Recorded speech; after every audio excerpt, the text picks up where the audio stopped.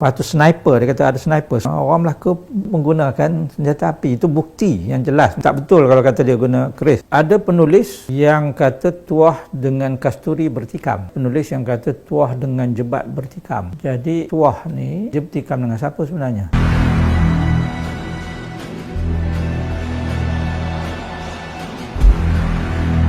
Tamadun di kawasan alam Melayu adalah merupakan satu tamadun yang hebat, yang besar. Kita terbaca catatan-catatan penulisan yang scattered. Cuma yang jadi masalah kita tak tahu. Kita tak tahu ataupun mungkin kita tahu sikit-sikit tetapi tidak ada usaha secara serius untuk menyelidik secara lebih mendalam. Tetapi kalau kita lihat catatan daripada Portugis sendiri, mereka mengatakan bahawa barang siapa yang menguasai Melaka, dia meletakkan tangan kirinya di tengkuk Venice. Seolah-olah dia kata bila-bila masuk boleh jerut leher, boleh cekik. Menunjukkan sama taraf itu kurang-kurangnya. Ya, dan kalau ikut catatan Alfonso de Albuquerque sendiri, dia kata apa yang dia berjaya loot di Kota Melaka pada hari kejatuhan Kota Melaka itu merupakan rampasan yang terbesar, terbanyak, termewah berbanding dengan kota-kota lain. Jadi, kita perlu ingat ya, sebelum dia sampai ke sini, Portugis ini, dia dah lepas beberapa kota Afrika. Dia juga sudah sampai ke India, di Goa sana tu, dia sudah pun menjatuhkan kerajaan di Goa dan merampas kekayaan di Goa. Dan dipercayai, dia sendiri catatan tu, dia percayai yang tinggal itu hanya 1/3. 2/3 lagi berjaya dibawa lari oleh Sultan Mahmud dan juga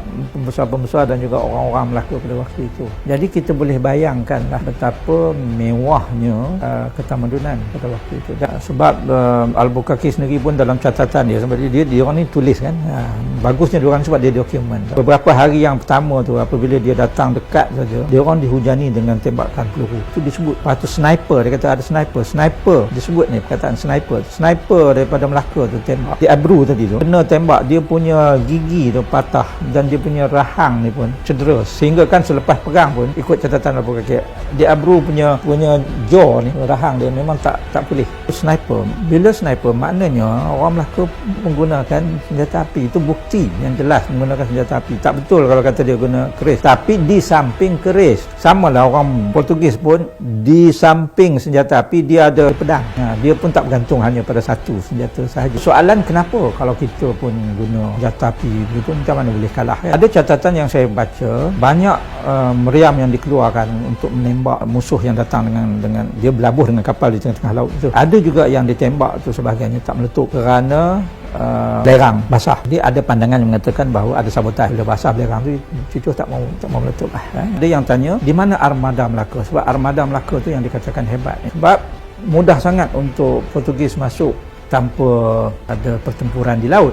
Pernah baca kata memang armada Melaka sengaja dibawa jauh daripada pelabuhan sebagai tanda sabotaj kepada Sultan Mahmud. Jadi ini ada internal bickering dalam istana sendiri pada waktu itu.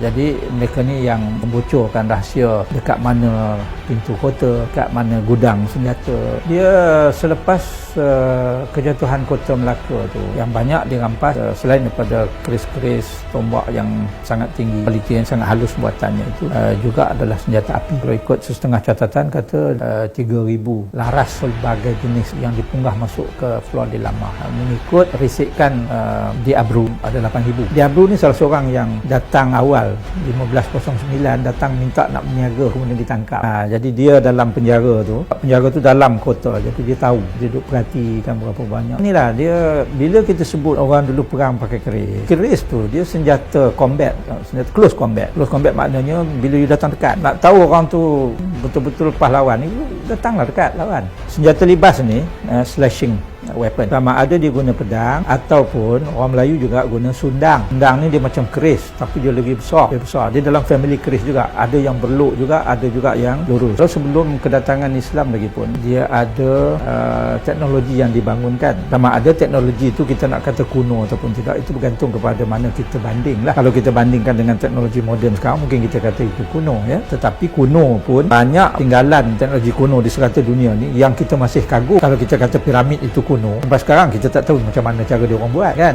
Bagi kita kuno. Kalau kita ke Saudi yang orang tebuk buat rumah dalam batu tu kan, sampai sekarang kita tak tahu macam mana dia tebuk dalam batu yang begitu keras, dan kita kata itu kuno. Apalagi di kawasan kita ini, di kawasan yang disebut sebagai alam Melayu, the Malay world ini kan. So nama Hang Tuah disebut dalam hikayat Hang Tuah lah tentunya. Juga disebut dalam Sulalatus Salati. Ada beberapa sumber sebenarnya lagi yang menyebut Hang Tuah. Dia merujuk kepada bodyguard sultan, sebab tugas mereka ialah sebenarnya menjaga keselamatan sultan. Kita pernah dengar lah kan, Hang Tuah, Hang Jebat, Hang Lekir, Hang Lekiu, Hang Kasturi itu kan. Ada pandangan yang biasa kata gitu 5. Saya pernah juga bertanya tapi tak dapat jawapan yang saya sendiri puas hati. Saya kata kenapa 5? Satu pembentangan dia kata bukan 5, sebenarnya 3 saja.